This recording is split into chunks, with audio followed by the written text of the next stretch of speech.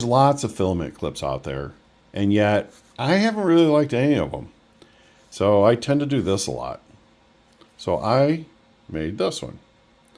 And my goal was to have something that would bite, sorry, trying to do this one-handed here, bite on just about any spool and grab the filament and hold it. Because so many of them, the filament slides out of them.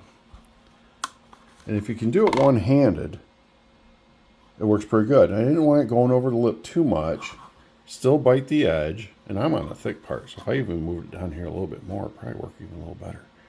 There, look at that, clipped another. So this is my design. Designed it in Fusion. I played with different little teeth and stuff to get it to clip over stuff. I've tried to taper things a little bit. And this is Mark III. We're done. Oop, dark. Wow. I wanted something that's going to work with many different types of spools and bite the filament just a little bit. And I think I've come up with a design that I like better. Now I'm going to make a little wider version, a little narrower version, because that seems to be the problem with these clips, is that because all the spool manufacturers are so different, but this one seems to bite if it's a little wider. It does catch on here, but not well on the free mover.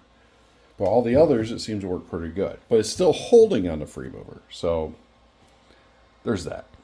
If you'd like to print my version of a spool clip, a filament spool clip, you can find it on printables.com 617179 or on makerworld.com number 43031.